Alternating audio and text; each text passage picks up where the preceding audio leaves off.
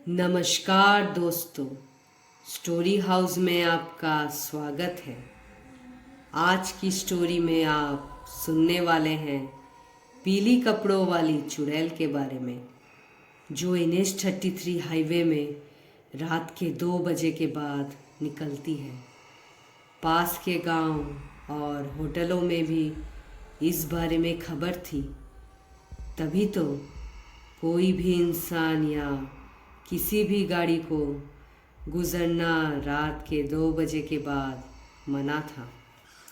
तो चलिए फिर कहानी को आगे बढ़ाते हैं। आज NH-33 में काफ़ी गाड़ियों की जाम लगी हुई थी। सारे गाड़ी और ट्रक एक के बाद एक लाइन में लगे हुए थे। इतने में मुकेश, जो एक ऑटो चालक है, वो भी इस भीड़ में फंसा हुआ है। आज उसकी एक बहुत पैसे वाली सवारी है। उसे बुलाया गया था शाम के 7 बजे, पर हाईवे में जाम के कारण शायद उसे देर हो जाएगी। यही मुकेश मन ही मन सोच रहा था। तभी उसकी फ़ोन बजती है। मुकेश फ़ोन रिसीव करता है। हेलो जी साहब, मैं बस पहुंचने ही वाला हूँ। दरअसल मैं अभी भी जाम में फंसा हुआ हूँ। जाम ठीक होते ही मैं अपनी ऑटो लेकर आपके घर पहुँच रहा हूँ।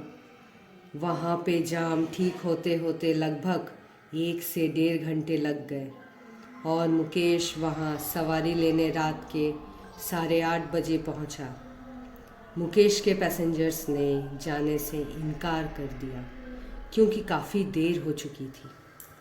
उन्हें शॉपिंग करने काफ़ी दूर वाले शॉपिंग मॉल में जाना था, पर इतनी रात को निकलने से उन्हें लौटते हुए काफ़ी रात हो जाएगी और उस NH-33 हाईवे के बारे में सबको पता है। इसलिए उनके पैसेंजर्स ने जाने से मना कर दिया और मुकेश को भी रात में NH-33 हाईवे से लौटते हुए मना किया। कहा, अरे मुकेश, आप रात में हमारे घर ही रुक जाओ, कल सुबह चले जाना। तब मुकेश ने कहा, नहीं नहीं साहब, मुझे थोड़ी जल्दी है घर पहुंचने में। पैसेंजर्स ने कहा, तुम्हें इस हाईवे के बारे में सब पता है ना? क्या साहब? अरे NH-33 हाईवे पे रात 2 बजे के बाद कोई नहीं जाता। वहाँ कहते हैं कोई पीली कपड़ों वाली चुड़ैल निकलती है। कहते हैं उसके कपड़ों का रंग बहुत पीला होता है और जो भी उसे एक बार देख ले वो या तो पागल या तो मर जाता है। ये सब सुनने के बाद मुकेश के दिमाग पे कोई असर नहीं पड़ा। वो मुस्कुरा के अपनी ऑटो लेकर वापस निकलने लगा। तभी पीछे से आवाज़ आई, एक बार फिर से सोच लो, अगर जाने का इतना ही शौक है तो मंदिर का सिंदूर अपने साथ रख लो, इससे तुम्हें थोड़ी सी आसानी होगी। बाकी तुम्हारी किस्मत। उस घर के बाबूजी ने मुकेश को लाल कपड़े में मोड़ के थोड़ी सी माता रानी का सिंदूर दे दिया। मुकेश अपनी ऑटो लेकर निकल पड़ा। थोड़ी ही देर में मुकेश अपनी ऑटो लेकर किनारे वाले रास्ते से होकर NH-33 हाईवे में पहुंच जाता है। वो अपनी ऑटो को स्पीड से भगाता है।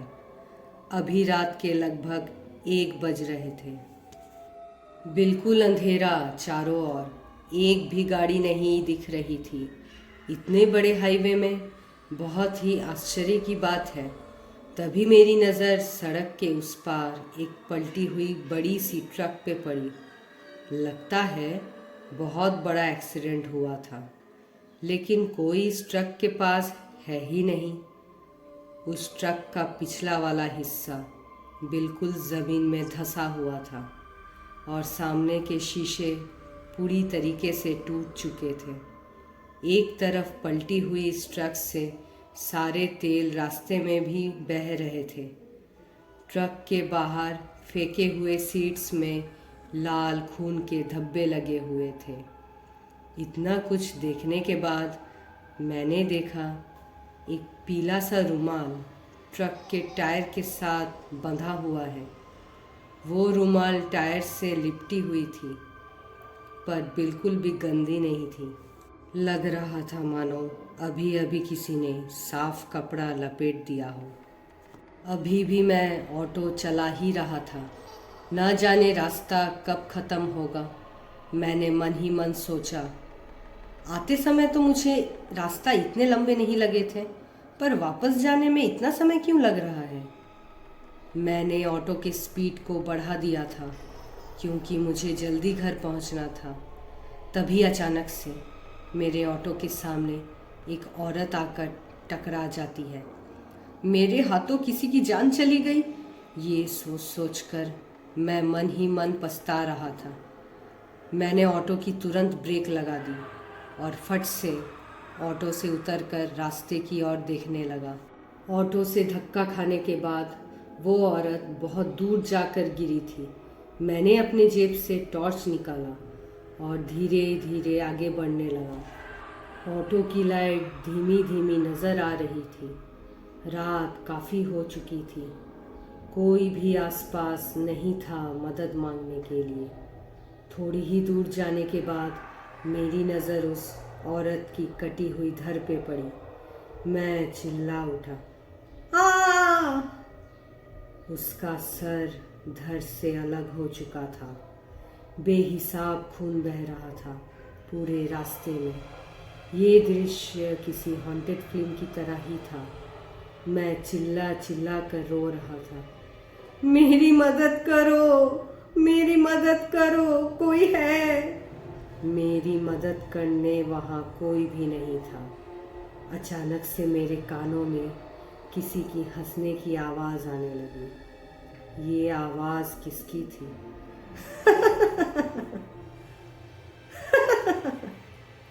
मैंने पीछे पलट के जो ही देखा, मेरी आंखों के सामने वाला मंजर बहुत ही भयावह था।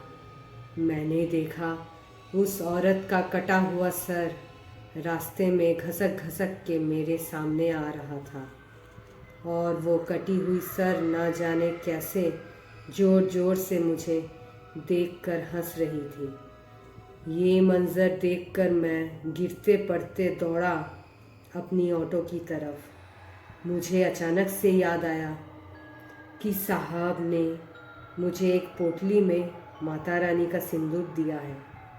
मैंने फट से वो पोटली निकाली, और जब मैं रास्ते की ओर मुड़ा तब वहाँ पहले की तरह सब नॉर्मल था।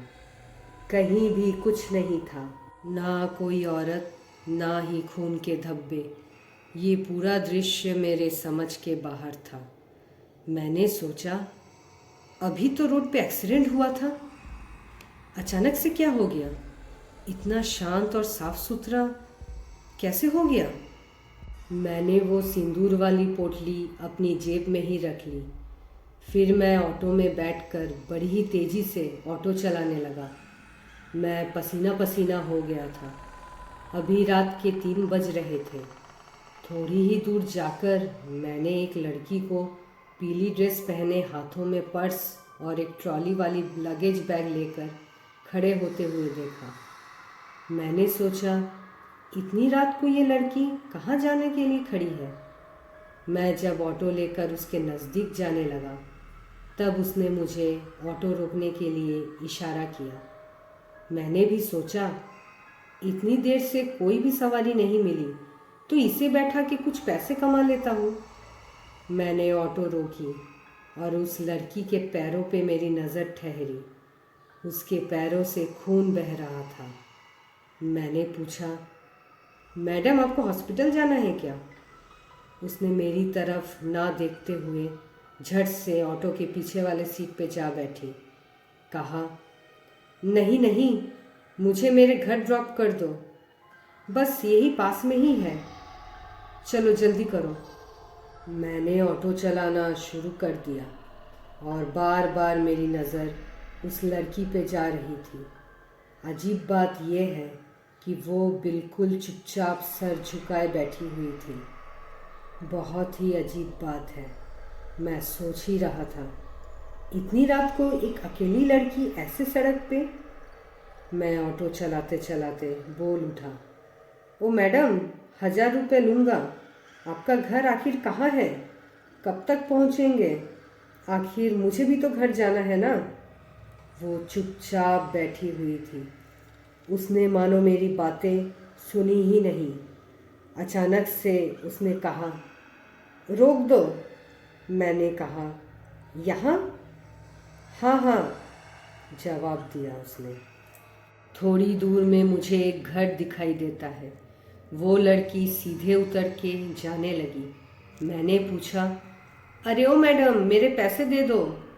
वो बिना पलटे बोली, घर से लाती हूँ, चेंज नहीं है मेरे पास। फिर वो बहुत ज़्यादा तेज़ी से उस घर की तरफ जाने लगी। लग रहा था मानो वो हवा की गति से आगे बढ़ रही हो।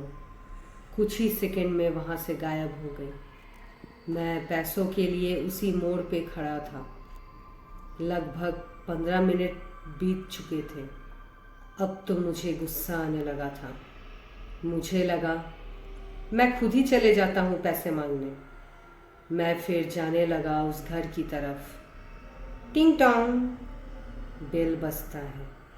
दरवाज़ा थोड़ी देर में खुली। वहाँ पे एक बूढ़ा आदमी और उसकी पत्नी दरवाजे पे खड़े थे। मैंने कहा, साहब मेरे पैसे दे दो, मुझे घर जाना है। वो दोनों एक दूसरे को देख रहे थे। कौन हो तुम बेटा? मैंने कहा, अरे अभी तो मैंने मैडम को पहुंचाया ना, 1,000 रुपये लूँगा, पहले ही बोल चुका हूँ। उन्होंने मुझे कहा, एक बार घर के अंदर तो आओ। मैं सोच में पड़ गया, ये मुझे अंदर क्यों बुला रहे हैं। मैंने कहा, अरे साहब, आप मैडम को बुलाइए ना, मुझे पैसे दे दीजिए जल्दी, मुझे देर हो रही है। फिर से उस आदमी ने इशारों में मुझे अंदर आने के लिए कहा। मेरे अंदर आते ही मेरी नज़र दीवार पे टंगी हुई उस फोटो की तरफ गई। मेरे तो पैरों तले ज़मीन ही निकल गई। वो फ़ोटो किसी और की नहीं, बल्कि उसी लड़की की थी।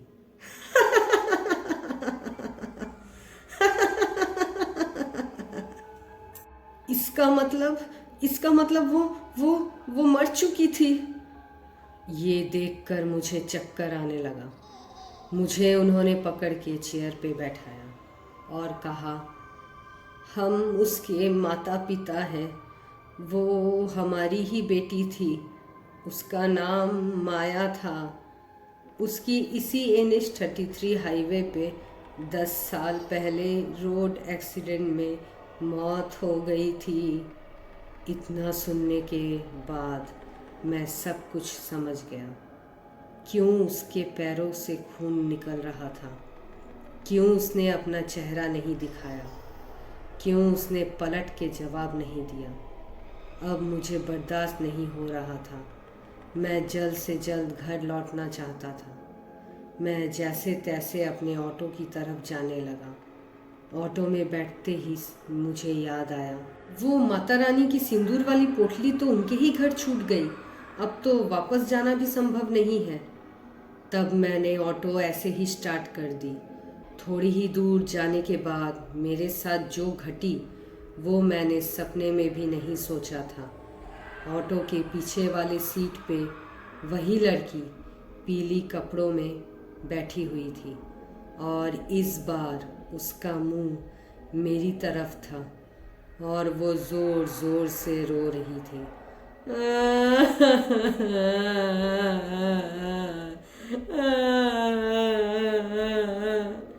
उसके मुंह का दृश्य बहुत ही भयावह था।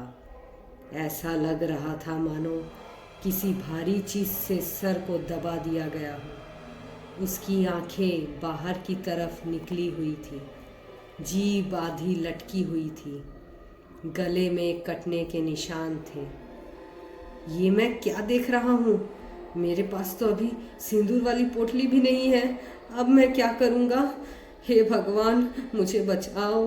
तभी मेरे कानों में फुसफुसाहट की आवाज़ आने लगी।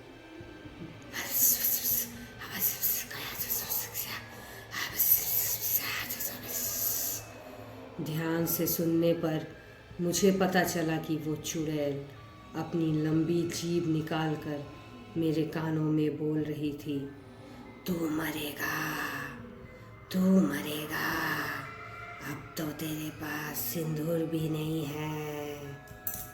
इतना सुनते ही मेरी ऑटो फट से हाईवे पे पलट गई। मेरी आंखें धीरे धीरे बंद होने लगी। मुझे कुछ भी याद नहीं था। जब मेरी आंखें खुली तब मैं एक अस्पताल में भर्ती था।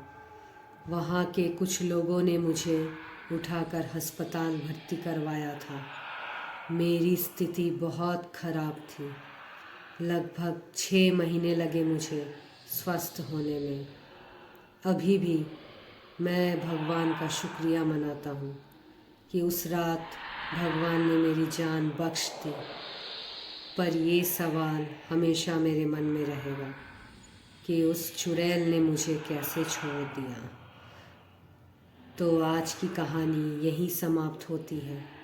आपको कैसी लगी ज़रूर बताइएगा। अगर अच्छी लगी तो ज़रूर स्टोरी हाउस को सब्सक्राइब करिएगा। मिलते हैं इसी तरीके की हॉन्टेड स्टोरीज़ के साथ नेक्स्ट वीडियो में।